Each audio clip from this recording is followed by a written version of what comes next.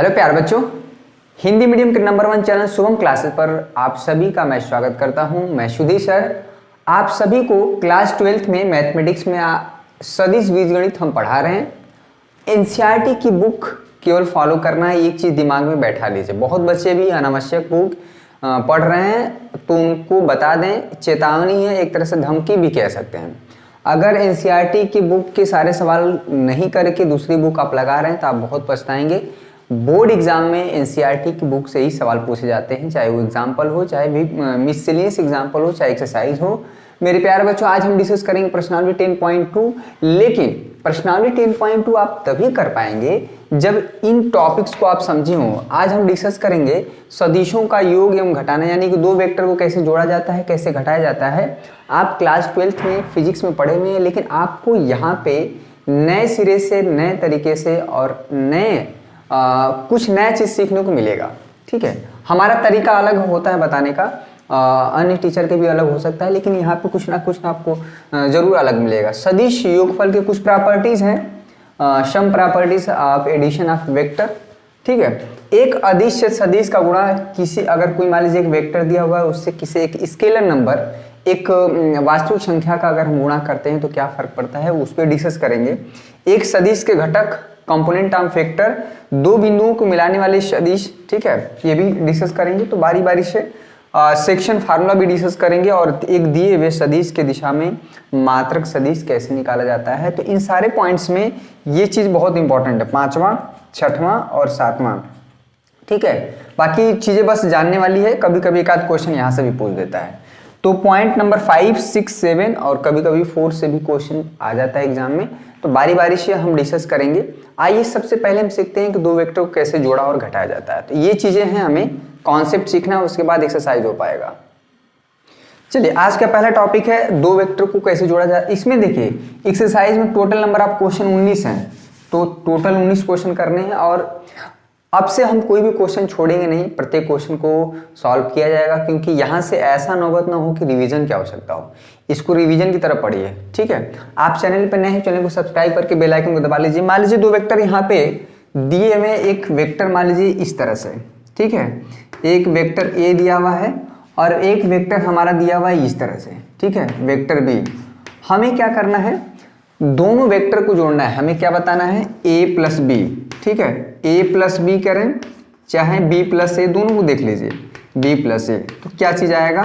और दो वेक्टर को जोड़ते हैं तो उसका रिजल्टेंट यानी कि परिणामी वेक्टर क्या आता है, कैसे दो वेक्टर को जोड़ा जाते हैं। देखिए a प्लस बी करना है आपको, ये दो वेक्टर दिए हुए हैं, तो क्या करते हैं, सबसे पहले वेक्टर a जिस डायरेक्शन में है उसको उसी डायरेक्शन में और उतने ही मैग्नीट्यूड का लिख लेते हैं। ठीक है, ये हुआ वेक्टर a, ये वेक्टर का इनिशियल पॉइंट हुआ, ये फाइनल पॉइंट हुआ है, एक तरह से कह सकते हैं ये हेड हुआ, ये टेल हुआ।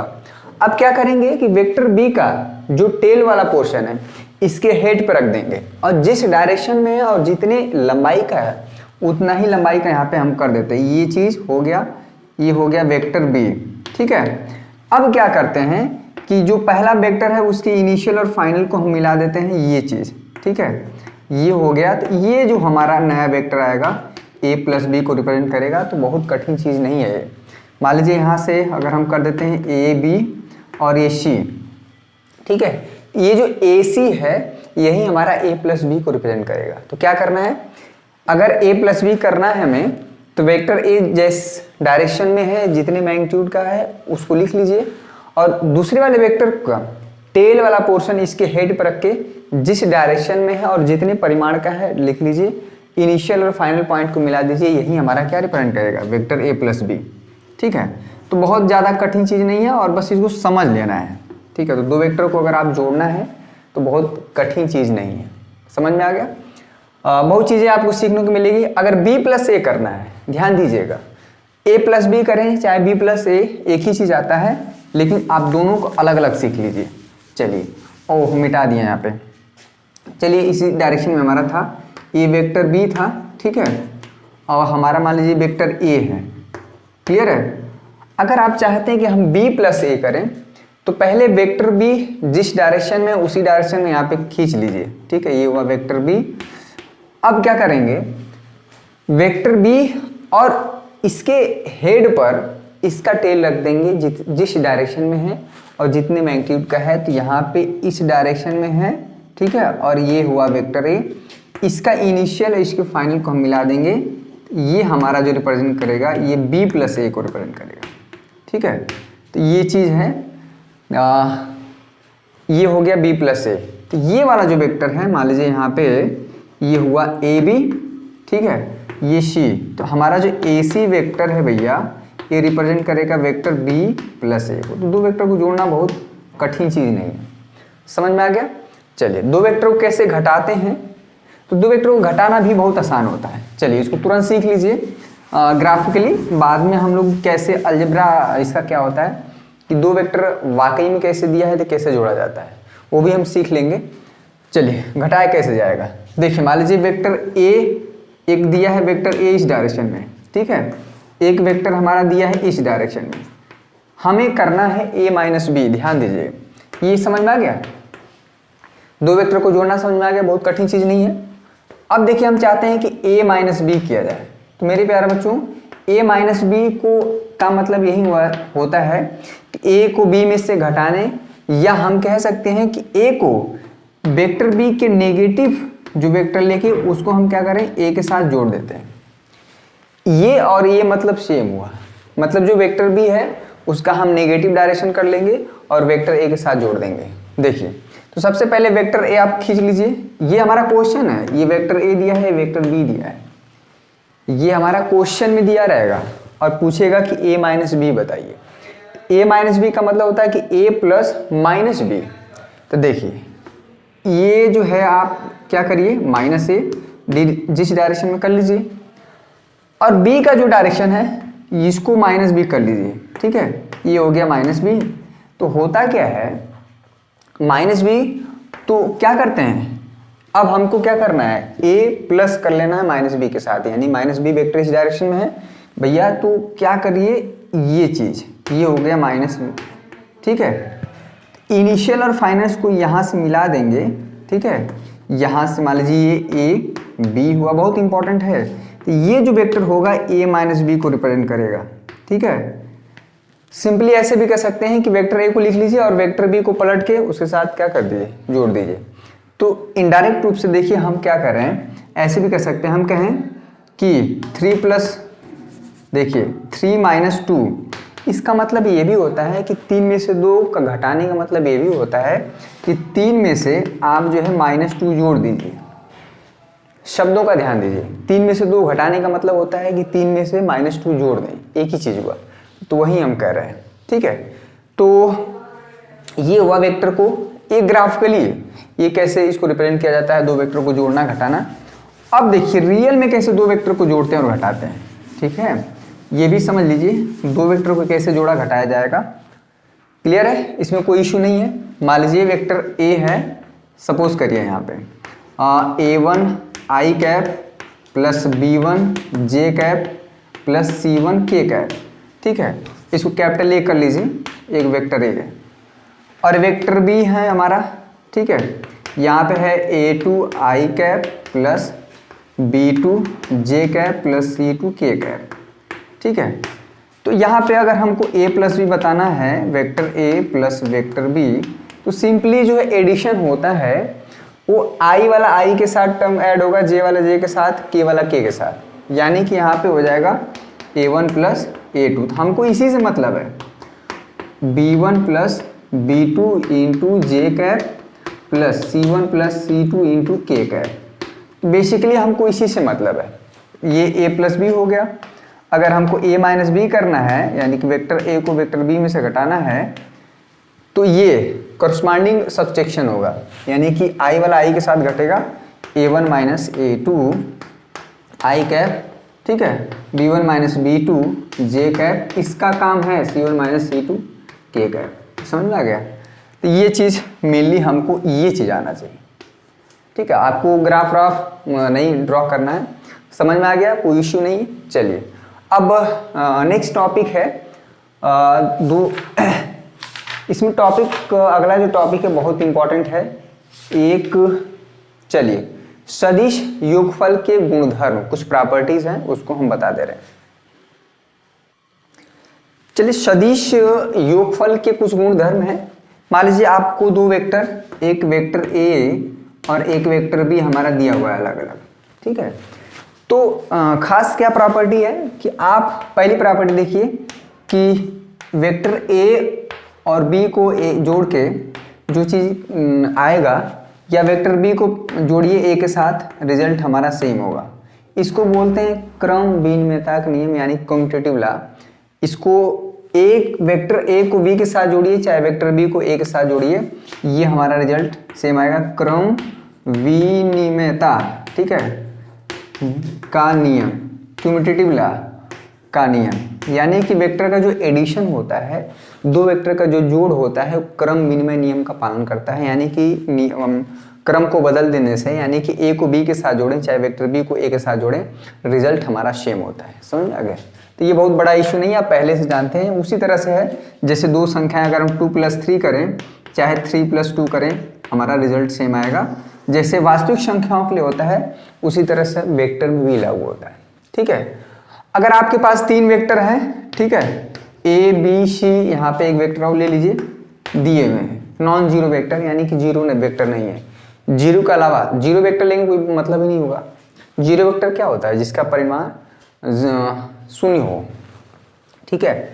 अगर तीन वेक्टर दिए हो तो वेक्टर ए और बी को ऐड करके फिर से जो एक सी के साथ ऐड करें, वेक्टर ए और बी को ऐड करके फिर दो वेक्टर को जोड़ते हैं तो एक वेक्टर ही आता है, उसको ऐड करके फिर सी के साथ ऐड करें, या इसको बी और सी को ऐड करके जोड़ के फिर ए के साथ ऐड करें, तो हमारा जो रिजल्ट क्या है? सेम रहेगा।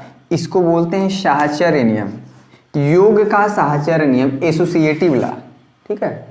एसोसिएटिव लॉ बोलते हैं साहचर्य नियम। तो ये भी आप जानते हैं, साहचर्य नियम यानी साहचर्य का नियम, ठीक है। ये चीज़ प्रॉपर्टी की तरह ले सकते हैं। बहुत जगह एग्जाम में विच ऑफ द फॉलोइंग बहुविकल्पी प्रश्नों में ये सब आ जाते हैं, ठीक है। बस जानना है, बहुत ज़्यादा इसमें डिटेल में नहीं जाना है, ठीक है। कॉन्सेप्ट क्लियर हो जाएगा तो प्रश्नावली भी अपने आप सॉल्व हो जाएगी। और एक चीज़ और समझिए कि किसी वेक्टर में तीसरी प्रॉपर्टी है कि अगर आप जीरो वेक्टर ऐड करते हैं, वेक्टर ए दिया है उसमें जीरो वेक्टर ऐड करते हैं, चाहे जीरो को वेक्टर एक साथ ऐड करिए तो वही हमारा वेक्टर मिल जाएगा। वे ऐसे ही है जैसे मान लीजिए 2 में हम जीरो ऐड करें, चाहे जीरो में 2 ऐड करें तो वही नंबर आएगा, ठीक है, ठीक है। तो ये तीन प्रॉपर्टी हुआ, इसको क्रम विनिमय नियम का पालन बोलते हैं, इसको साहचर्य का नियम बोलते हैं। ये क्या होता है? Additive identity. तो ये सब बहुत बेसिक चीज़ है, बस हमको जान लेना है, चूँकि आपके टॉपिक में है तो इसलिए हम बता दे रहे हैं, अदरवाइज हम नहीं बताते हैं। हम उतना ही बताते हैं जितना आपका बोर्ड एग्जाम में आने वाला है, ठीक है। तो ये हुआ एक चीज़। चलिए, सदिश के योगफल के गुण धर्म हो गए, और जो तीसरा टॉपिक है उसको भी डिस्कस कर लेते हैं कि एक अदिश से सदिश का गुणन क्या होता है। चलिए ठीक है, नेक्स्ट टॉपिक। आज का तीसरा टॉपिक है कि एक अदिश यानी कि एक स्केलर नंबर को जब एक वेक्टर के साथ मल्टीप्लाई करते हैं तो इसका क्या मतलब होता है, और ग्राफिकली समझने लेना है और साथ में ज्योमेट्रिकली भी, अलजेब्रा द्वारा भी। तो ठीक है, यहाँ पे मान लीजिए एक वेक्टर हमारा इस डायरेक्शन में दिया हुआ, ध्यान दीजिए, वेक्टर ए, समझिएगा। हम एक स्केलर नंबर जैसे 4 है, 5 है, कुछ भी, √2 है, 1/, ठीक है, 1/5 है, ये सब के सब क्या है? हमारे अदिश संख्या है, नॉन जीरो, जीरो को छोड़ के, ठीक है। और शून्य संख्या नॉन जीरो नंबर छोड़ के ले सकते हैं, टी ले सकते हैं, बशर्ते जीरो नहीं होना चाहिए। तो हम अगर इस वेक्टर ए में, ध्यान दीजिएगा, इस वेक्टर ए में मान लीजिए हमने 5 का मल्टीप्लाई कर दिया, 5 × a, तो क्या होता है कि किसी वेक्टर में जब आप एक धनात्मक संख्या का मल्टीप्लाई करते हैं तो वेक्टर का दिशा नहीं बदलता है, ध्यान दीजिएगा। बस ये वेक्टर की जो लंबाई है, ये अगर यहाँ पे हम पहले से बोलते आ रहे हैं, ये जो वेक्टर की लंबाई है वेक्टर के परिमाण को दिशा बताता है। अगर आपने उसमें 5 का मल्टीप्लाई कर दिया है तो ये वेक्टर उसी डायरेक्शन में होगा, बस 5 गुना पर इसका जो परिमाण है 5 गुना बढ़ जाएगा, ठीक है। ये वेक्टर 5 × a को रिप्रेजेंट करेगा, समझ में आ गया। तो जब भी किसी वेक्टर को किसी एक स्केलर नंबर से मल्टीप्लाई करते हैं तो वो वेक्टर पहले वाले वेक्टर के साथ कोलिनियर होता है, ठीक है, नहीं सॉरी, कोलिनियर नहीं कह सकते हैं, हाँ कोलिनियर, समरेख, तो यहाँ पे वेक्टर ए एवं 5 इंटू ये वाला जो वेक्टर है हमेशा क्या होंगे, संरेख होंगे। संरेख होने का मतलब होता है पैरेलल होना, संरेख होंगे, ठीक है, कोलिनियर इंग्लिश में बोलते हैं। एक कोलिनियर का मतलब होता है, संरेख का मतलब होता है एक ही रेखा में। तो देखिए वेक्टर ए का डायरेक्शन और 5a का डायरेक्शन देखिए, तो यहाँ पे वेक्टर ए हमारा समांतर होगा 5 इंटू वेक्टर ए के, ठीक है। तो जब भी किसी स्केलर नंबर का मल्टीप्लाई करते हैं किसी वेक्टर में, तो वो वेक्टर जो है पहले वाले, जब नया वेक्टर बन के आता है पहले वाले वेक्टर के क्या होता है, संरेख होता है, ठीक है। तो अगर आपको इस वेक्टर ए के, ये जो वेक्टर हमारा ए दिया हुआ है, इसके संरेख वेक्टर खूब ढेर सारे बनाने हैं तो बहुत आसान है। ए में 2 का मल्टीप्लाई कर दीजिए, एक नया वेक्टर बन जाएगा। ए में 5 का मल्टीप्लाई कर दीजिए, नया वेक्टर बन जाएगा। वेक्टर ए में और कुछ मल्टीप्लाई कर दीजिए, √2 का मल्टीप्लाई कर दीजिए, एक नया वेक्टर बन जाएगा, ठीक है। अगर ए में 1/2 का मल्टीप्लाई करेंगे, ठीक है, अगर हम चाहते हैं कि वेक्टर यहाँ पे ये चीज़ हो जाए, इसमें क्या होगा कि इसका मैग्नीट्यूड 1/2, ठीक एकदम आधा हो जाएगा। ये जो वेक्टर होगा आधा हो जाएगा, ठीक है, ये हो जाएगा a/2, क्लियर है। तो यानी कि जब एक से बड़ी संख्या को मल्टीप्लाई करेंगे तो ये वेक्टर का मैग्नीट्यूड बढ़ता जाएगा और छोटी संख्या से मल्टीप्लाई करेंगे, लेकिन दिशा क्या होगा, सेम होगा जब धनात्मक संख्या से मल्टीप्लाई करेंगे। समझ में आ गया। लेकिन वेक्टर हमेशा संरेख होगा, ये कॉन्सेप्ट है, ठीक है। तो जब भी किसी एक अदिश यानी स्केलर नंबर का सदिश के साथ मल्टीप्लाई करते हैं तो जो नया वेक्टर बन के आता है वो हमेशा पहले वाले वेक्टर के क्या होता है, संरेख होता है, कोलिनियर होता है। यही हमारा बेसिकली यही हमारा क्या है, कॉन्सेप्ट है किसी स्केलर नंबर के मल्टीप्लाई का, ठीक है। अगर हम कह दें कि एक वेक्टर ए में मान लीजिए 5 इंटू वेक्टर बी, ठीक है, तो इसमें खास बात क्या है कि जब भी कोई वेक्टर किसी दूसरे वेक्टर के समथिंग मल्टीप्लाई में होता है, ठीक है, यानी जो वेक्टर ए है वो वेक्टर बी के 5 टाइम्स यानी 5 गुना है, तो हमेशा इस तरह का केस जो होता है ये हमेशा वेक्टर ए और वेक्टर बी हमारे क्या होंगे, संरेख होंगे, ठीक है। जब भी कोई वेक्टर मान लीजिए वेक्टर ए किसी दूसरे वेक्टर के कुछ समथिंग यानी लेमडा इंटू बी टाइप का होगा, तो वेक्टर ए और वेक्टर बी क्या होंगे, वेक्टर ए हमारे पैरेलल होंगे वेक्टर बी के, ठीक है। जब दो वेक्टर हमारे पैरेलल होते हैं, समांतर होते हैं, तो यही वेक्टर हमारे क्या कहलाते हैं, संरेख कहलाते हैं, कोलिनियर कहलाते हैं, ठीक है। बहुत ज़्यादा इसमें डिटेल में नहीं जाएंगे। और जो वेक्टर ए का परिमाण होगा वेक्टर बी के परिमाण का लेमडा टाइम्स हो जाएगा। अगर इसमें 5 का मल्टीप्लाई है तो वेक्टर ए का जो परिमाण होगा वेक्टर बी के परिमाण का 5 गुना होगा, ठीक है। जितना यहाँ पे नंबर मल्टीप्लाई होगा उतने ही इस वेक्टर का परिमाण जो है इस वेक्टर के उतने टाइम्स हो जाएगा, ठीक है। यहाँ पे 2 है तो 2 गुना हो जाएगा, 5 है 5 गुना हो जाएगा, 7 है 7 गुना हो जाएगा। तो ये रहा हमारा किसी एक स्केलर का किसी एक वेक्टर के साथ मल्टीप्लाई करते हैं तो क्या चीज़ बन के आता है, ये चीज़ हमने डिस्कस किया, ठीक है। नेक्स्ट टॉपिक देख लीजिए, ये बहुत ज़्यादा इसमें डिटेल में जाने की जरूरत नहीं है। एक सदिश के घटक, कंपोनेंट ऑफ ए वेक्टर, आज का चौथा टॉपिक है। देखिए इस सब टॉपिक से क्वेश्चन बनते हैं तभी हम बता रहे हैं, अगर नहीं बनते तो हम नहीं बताते। ये बात तो आप समझ में आ रही है, क्योंकि सारे टॉपिक हैं और जानने चाहिए, ठीक है। बेसिक चीज़ें आप जान लेंगे तो बहुत ज़्यादा फायदा नहीं होगा, जानना चाहिए, ये सारी चीज़ें जाननी चाहिए, ठीक है। मान लीजिए कोई वेक्टर यहाँ पे कैपिटल एक वेक्टर लिखा हुआ है, यहाँ पे मान लीजिए x into i cap, y into J cap, z into के कैप, ठीक है। आई जे के कैप आप जानते हैं, एक्स एक्सिस, इसको आप समझ लीजिए, थोड़ा सा जानते हैं पहले से, लेकिन फिर भी हमें बताना जरूरी है। जहाँ पे जो चीज़ें जितनी बार आएंगी उतना बार हम बताएंगे। एक्स वाई जेड यहाँ पे ओरिजिन है जिसका कोऑर्डिनेट 0,0 होता है। आई कैप क्या होता है, एक यूनिट वेक्टर होता है जिसका मात्रक जिसका परिमाण 1 होता है, इधर होता है मान लीजिए ये चीज़, और ये कितना, इसका कोऑर्डिनेट क्या होगा 1,0,0, यही हमारा होता है आई वेक्टर, ठीक है। यहाँ से यहाँ तक अगर 1 जो 1 यूनिट हो यानी कि जो परिमाण हो 1 हो, यहाँ पे मान लीजिए ये एक वेक्टर बी, इसका जो कोऑर्डिनेट होगा 0,1,0, जब भी आप वाई एक्सिस पे होंगे तो एक्स कोऑर्डिनेट जेड कोऑर्डिनेट 0 होगा, सिर्फ और सिर्फ वाई कोऑर्डिनेट होता है। आप जब भी ठीक है इधर होंगे यानी कि ओ ए बी सी, तो इसका कोऑर्डिनेट एक्स 0 होगा, वाई 0 होगा और जेड कोऑर्डिनेट 1। ठीक है, ये इतनी लंबाई 1 है, इतनी लंबाई 1 है, इतनी लंबाई 1 है। तो आई जे ठीक है ये हमारा जे कैप है और इतना ये जो वेक्टर है के कैप रिप्रेजेंट करता है। यानी कि कह सकते हैं कि जो वेक्टर ओ ए है, ध्यान दीजिएगा, आई कैप है, जो वेक्टर ओ बी है ये है भैया जे कैप, यानी कि वाई एक्सिस के डायरेक्शन में यूनिट वेक्टर। ठीक है, जहां जे लग जाए मतलब वाई एक्सिस के डायरेक्शन में यूनिट वेक्टर, यानी कि परिमाण 1 है। यहाँ पे ओ सी क्या है, हमारा क्या है, के कैप है। अगर ओ ए का अगर आप परिमाण निकालें, ठीक है, यानी वेक्टर आई का परिमाण, तो ये 1 होगा। ठीक है, उसी तरह से वेक्टर जो ओ बी है इसका परिमाण निकालें, ये जे का भी क्या होगा, 1 होगा। ठीक है, उसी तरह वेक्टर ओ सी का जो परिमाण निकालेंगे, ठीक है, ये 1 होगा। तो यानी ये वेक्टर और ये वेक्टर और ये वेक्टर हमारे क्या हैं, एक्स एक्सिस, वाई एक्सिस और जेड एक्सिस के मतलब क्रम में है और सबका परिमाण 1 है। आई जहां आ जाए बस ये समझिएगा कि एक्स एक्सिस के डायरेक्शन में वेक्टर बता रहा है। ठीक है, अगर हम कह दें 4 इंटू आई, इसका मतलब होता है कि ये जो वेक्टर है एक्स एक्सिस डायरेक्शन में 4 यूनिट है, 4 यूनिट लेंथ का है, परिमाण का है। समझ में आ गया?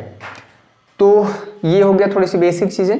लेकिन अभी इसमें होता क्या और चीज़ देखिए, एग्जाम में पूछा कैसे जाता है। आपको वीडियो पसंद आ रहा है, कुछ आपको नया चीज़ सीखने को मिल रहा है, जरूर हमको लग रहा है कि आप फिजिक्स में जो आपने वेक्टर पढ़ा है यहाँ पे कुछ ना कुछ ज़रूर डिफरेंस है। तो इस बात के लिए आप लाइक कर दीजिए वीडियो और कमेंट में। और एक चीज़ हमें सीखने को मिला, सारे जितने बच्चे अभी देख रहे हैं, मुझे जानने की बड़ी इच्छा रहती है कि हर राज्यों में हम देखते हैं, जैसे हम लोग क्या है कि इसी से मिलते हैं सुबह, गुड मॉर्निंग, कहीं पे नमस्ते बोला जाता है। ठीक है, बहुत जगहों पे राजस्थान में चले जाते हैं तो खंबागड़ी बोलते हैं। ठीक है, बहुत जगहों पे राम राम बोलते हैं जी। तो आप सभी जो भी बच्चे जहाँ से भी हैं, चाहे यूपी से हों, चाहे बिहार से, झारखंड, राजस्थान, मध्य प्रदेश, ज़रा बताइए कि जब किसी से आप मिलते हैं तो किस तरह से हम लोग संवाद करते हैं। जो शुरू में नमस्ते करते हैं या राम राम बोलते हैं या खंबागड़ी, तो ये चीज़ एक जानने की हमारी इच्छा है, अपनी मतलब पर्सनल बता रहे हैं। तो आप ज़रूर कमेंट करके बताइए, बस मुझे जानना, अपने राज्य का नाम जरूर मेंशन करिएगा। ठीक है, कि हमारे यहाँ ऐसे बुलाया जाता है ऐसा। ठीक है, तो ये एक बस ऐसे ही, और कोई बहुत ज़्यादा विशेष वो नहीं है। अगर कोई भी वेक्टर दिया है तो इसमें 2 चीज़ होता है, एक्स इंटू आई प्लस वाई इंटू जे प्लस जेड इंटू के। तो अगर बोल दिया कि इस वेक्टर का अदिश कंपोनेंट बताइए, ठीक है, अदिश घटक, ध्यान दीजिएगा इसमें बहुत इंपॉर्टेंट है, अदिश घटक, स्केलर कंपोनेंट। ठीक है, इंग्लिश में बोलेंगे स्केलर कंपोनेंट, कंपोनेंट। अगर स्केलर कंपोनेंट बोला जाए तो आप जो है ये हो जाएगा एक्स वाई और जेड, एक्स कॉमा वाई एवं जेड, जेड क्या है, अदिश घटक कहलाएंगे। समझ में आ गया? जैसे कि एग्जाम्पल की बात करें, मान लीजिए एक वेक्टर ए है 4 इंटू आई प्लस 8 इंटू जे प्लस √2 इंटू के कैप। ठीक है, इस वेक्टर ए का अगर पूछा जाए कि अदिश घटक बताइए, स्केलर कंपोनेंट, तो क्या बताएंगे, ये 4 है, ये 8 है और क्या है, √2 हो। 4, 8 √2 हमारे क्या हो गए, अदिश घटक हुए। ध्यान दीजिएगा, स्केलर कंपोनेंट।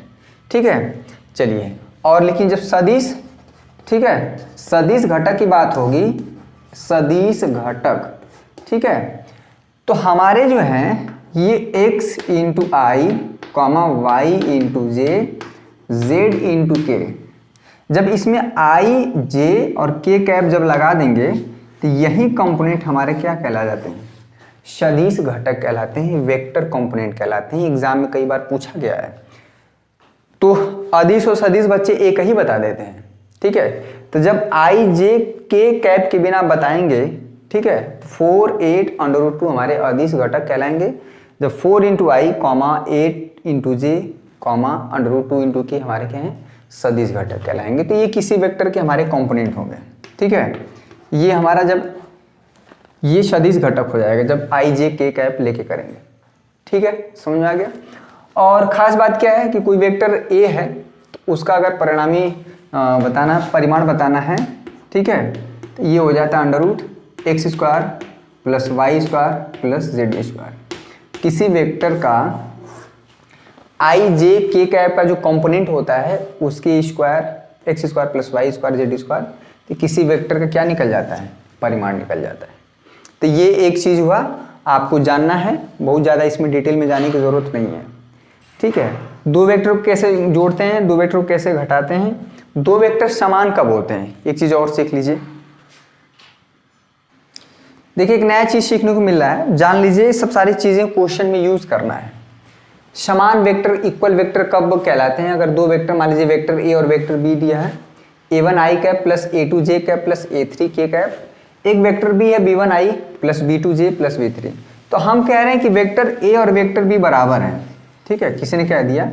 तो ये तभी संभव है जब i का यानी इसका a1 बराबर हो b1 के, संगत जो एलिमेंट है i का कोफिशिएंट इस वाले i के साथ बराबर होना चाहिए, इस j का कोफिशिएंट यानी कि जो गुणांक है, यानी कि ये बराबर होना चाहिए a2 बराबर होना चाहिए b2 के, ठीक है।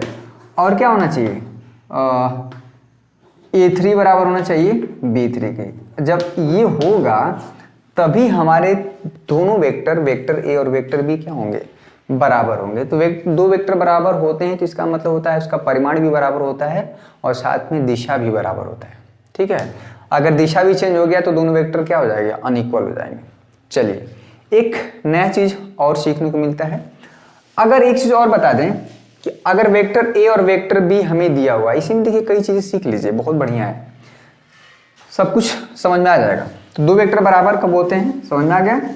जो बच्चे देख रहे हैं शुरुआत से वीडियो देख रहे हैं, मैं दावे के साथ कहता हूँ कभी भी उनका नुकसान नहीं होगा, ये मेरा प्रॉमिस है। बशर्ते कि आप गंभीरता से सीरियस पूर्वक देखें। वीडियो पसंद आ रहा है लाइक कर दीजिए, जहाँ से भी जो बच्चे देख रहे हैं।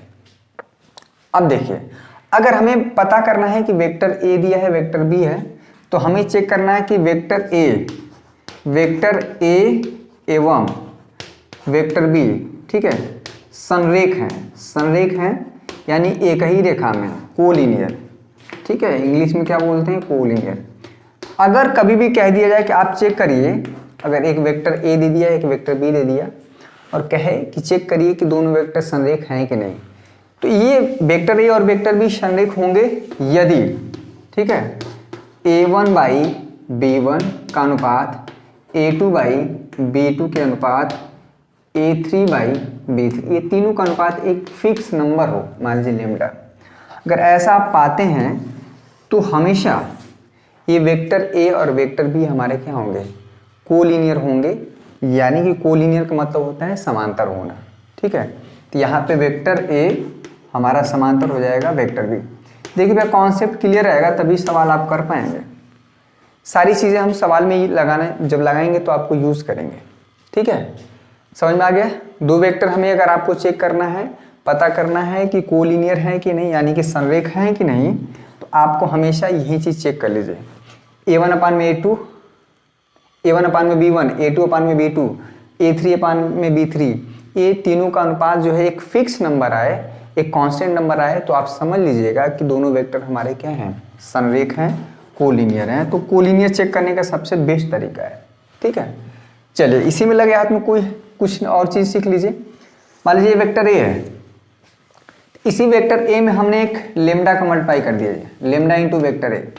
ये जो लेमडा होगा यानी कि लेमडा a1 i कैप, यहाँ पे हो गया a2 j cap plus a3 k cap. ये जो लेमडा है वो हर जगह मल्टीप्लाई हो जाएगा, lambda into a1 i cap, lambda into a2 j cap, lambda into a3 into k cap. ये लेमडा हर जगह मल्टीप्लाई हो जाता है, ये चीज़ आपको सीखनी होगी। मान लीजिए 5 को मल्टीप्लाई किए तो 5 यहाँ पे हो जाएगा, ठीक है। तो ये रही छोटी मोटी चीज़ें जो कि आपको दो वेक्टर को कैसे जोड़ा जाता है, कंपोनेंट वाइज जुड़ते हैं, कैसे घटाया जाता है, कंपोनेंट वाइज घटते हैं, तो ये सारी चीज़ें। ठीक है, आइए सीधे कुछ एक्सरसाइज के क्वेश्चन करते हैं। अभी दो बिंदुओं को मिलाने वाला सदिश और खंड सेक्शन फार्मूला भी रहने देते हैं, कुछ एक्सरसाइज करते हैं। एक्सरसाइज के क्वेश्चन आइए हम कुछ करें तब समझ में आएगा। ठीक है, और एक चीज़ और, एक कॉन्सेप्ट और हम बता देते हैं। चलिए एक छोटा सा कॉन्सेप्ट और है, उसको भी सीख लीजिए, तब हम सवालों को हल करेंगे। देखिए पूरा कॉन्सेप्ट आज हमको एक दो कॉन्सेप्ट रह जाएगा, पर हम जितना सीखे हैं उतना एक्सरसाइज में जो सवाल है उतना हम पहले कर लेते हैं। एक कॉन्सेप्ट और है कि एक दिए हुए सदिश के दिशा में मात्रक सदिश निकालना है। यहाँ पे मात्रक सदिश होगा, मात्रक सदिश यूनिट वेक्टर। ठीक है, मात्रक सदिश निकालना है। क्या तरीका होगा आप पहले जानते हैं। मान लीजिए एक वेक्टर ये दिया है x इंटू आई प्लस वाई इंटू जे प्लस जेड इंटू के। मात्रक सदिश क्या होता है? Unit vector. ऐसा वेक्टर, मान लीजिए कोई वेक्टर a है जिसका परिमाण क्या हो, 1 होता है। ठीक है, तो हमको अगर कोई वेक्टर a दिया है इस तरह से, तो हमको पूछ रहा है कि वेक्टर a के दिशा में हमको मात्रक सदिश बताइए। तो मात्रक सदिश को जो निकालने का तरीका होता है भैया, तो जो वेक्टर हमारा दिया है उस वेक्टर के परिमाण से हम क्या कर देते हैं, भाग दे देते हैं। तो ये हमारा ऊपर इस तरह से आ जाता है। यही हमारा क्या हुआ, वेक्टर। ये जो यूनिट वेक्टर होगा मात्रक सदिश होगा जो कि वेक्टर a की दिशा में होगा। ठीक है, क्या है और कैसे, ये जो किसी वेक्टर का मॉड वैल्यू कैसे निकलेगा। ठीक है, जो परिमाण कैसे निकलता है, i का जो गुणांक है x square plus y square plus z square. ठीक है, ये चीज़ हमारा निकल के आएगा। समझ आया? तो मान लीजिए ये जो यूनिट वेक्टर निकालना है ये हो जाएगा x into i cap y into J cap plus z into के कैप अपान में अंडर रूट क्या हो जाएगा, x square plus y square plus z square. ठीक है, ये अलग अलग डिवाइड कर देते हैं। एक्स अपान में ये इंटू आई कैप, वाई अपान में अंडर रूट ये इंटू जे कैप प्लस जेड अपान में अंडर रूट ये इंटू ये कैप। तो ये जो वेक्टर होगा, ठीक है, ये पूरा वेक्टर, इसका आप परिमाण निकालेंगे ना, ये इसका परिमाण निकालेंगे, ये वेक्टर इसका 1 आ जाएगा। तो हम लोग क्वेश्चन जब करेंगे तो समझ में आएगा। ये जो वेक्टर आया है नया, इसका अगर आप परिमाण निकालेंगे तो 1 आएगा। तो किसी वेक्टर के दिशा में, एक दिए हुए वेक्टर की दिशा में यूनिट वेक्टर निकालने का जो तरीका है वो ये है। इसको नोट डाउन कर लीजिए। बहुत ढेर सारा कॉन्सेप्ट एक ही बार में अगर आप सीख लेंगे अनपच हो जाएगा, बचेगा नहीं। चलिए एक्सरसाइज के कुछ क्वेश्चन करते हैं। पर्सनालिटी 10.2 का पहला क्वेश्चन। चलिए क्वेश्चन नंबर आपकी एक्सरसाइज 10.2 का जो पहला क्वेश्चन है, यहाँ पे ये वेक्टर a दिया है, वेक्टर b दिया है, वेक्टर c दिया है। इन तीनों वेक्टर का हमें परिमाण बताना है। बहुत परेशान होने की जरूरत नहीं है, बहुत आसान है बहुत। तो वेक्टर a का जो परिमाण है, अच्छा यहीं पे बच्चे गड़बड़ा जाएंगे। यहाँ पे अगर कुछ नहीं है तो इसको 1 इंटू आई कैप समझना है। ठीक है, यहाँ पे कुछ नहीं है तो 1 इंटू जे, इसी का परिमाण निकालने में कितने लोग गलत कर देंगे, 1 इंटू के। समझ में आ गया? अब इसका जो परिमाण निकालना है, इस कैसे रिप्रेजेंट करते हैं, 2 खड़ी पाई मॉड। तो क्या होता है, आई का जो गुणांक होता है उसका स्क्वायर, जे का जो गुणांक होता है उसका स्क्वायर, के का जो गुणांक होता है उसका स्क्वायर। ठीक है, 1 का स्क्वायर बोले तो 1 होगा, 1 कितना हो जाएगा, अंडर रूट 3 मात्रक। ठीक है, ये हो जाएगा मात्रक। समझ में आ गया? तो बहुत कठिन चीज़ नहीं है। वेक्टर बी का परिमाण देखिए। ठीक है, कैसे होगा भाई, 2 का स्क्वायर 4 हो जाएगा। देखिए -7 है, ध्यान दीजिएगा, -7 का स्क्वायर। ठीक है, -3 का स्क्वायर। नेगेटिव नंबर का स्क्वायर होता है तो पॉजिटिव भी हो जाता है, बड़ी अच्छी बात है। नेगेटिव नंबर का स्क्वायर होता है पॉजिटिव हो जाता है। देखिएगा, ये हो गया 4, ये हो गया 49, ये हो गया 9, 9 4 13 और यहाँ पे हो गया 49। ठीक है, 9 3 12, 4 1 5 1 6, अंडर रूट 62 मात्रक हो जाएगा, यूनिट हो जाएगा। अब इसका निकाल लीजिए। ठीक है, जो वेक्टर सी है उसका परिमाण निकाल लीजिए। कोई बहुत ज़्यादा कठिन है थोड़ा, ये खड़ी पाई जरूर खींचिएगा, नहीं तो इसी में गलत हो जाएगा, एग्जामिनर तुरंत नंबर काट देगा।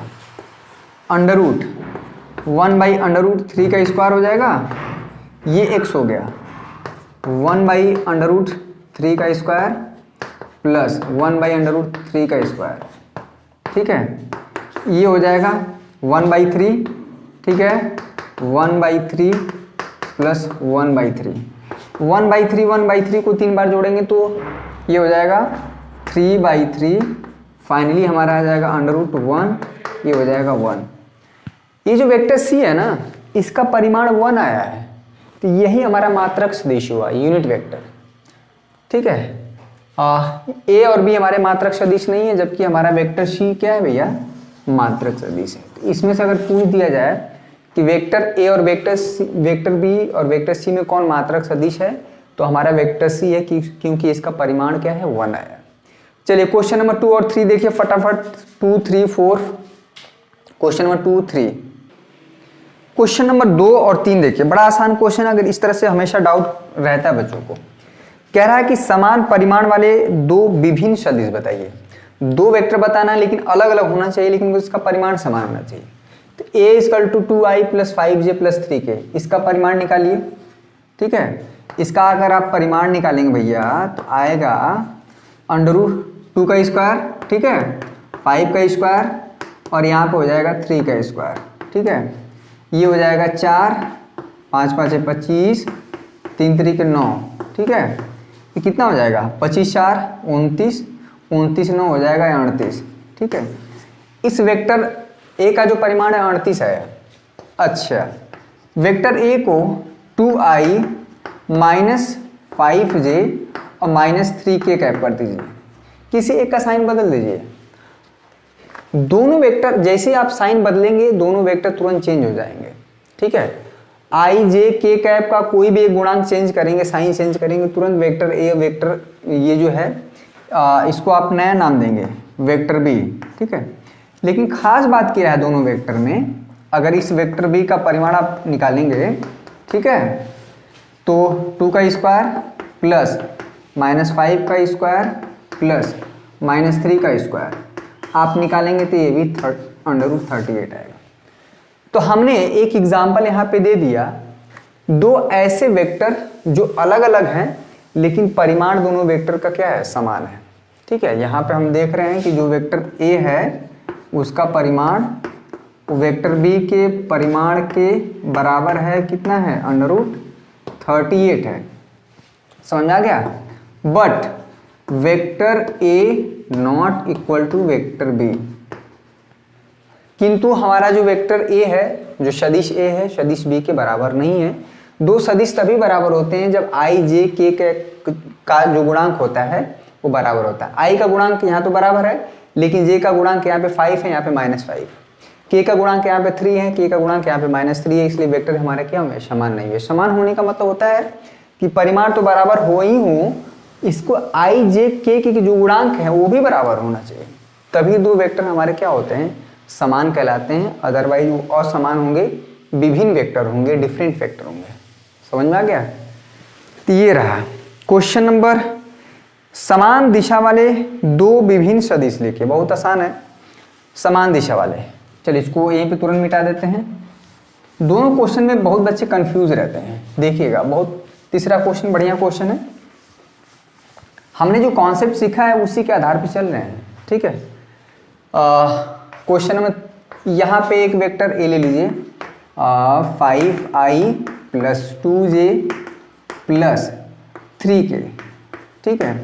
अगर इस वेक्टर a का जो परिमाण निकालेंगे, ठीक है, ये निकलेगा 5 स्क्वायर प्लस 2 का स्क्वायर प्लस 3 का स्क्वायर। मेरे साथ करते जाइए, ये अट्रिंडम है, तो ये हो जाएगा 25 प्लस 2 दूना के 4, यहाँ पे 9, तो 9 × 4 = 13 हो जाएगा। अब तो ये हो जाएगा 38, ठीक है, ये भी 38 है आगे।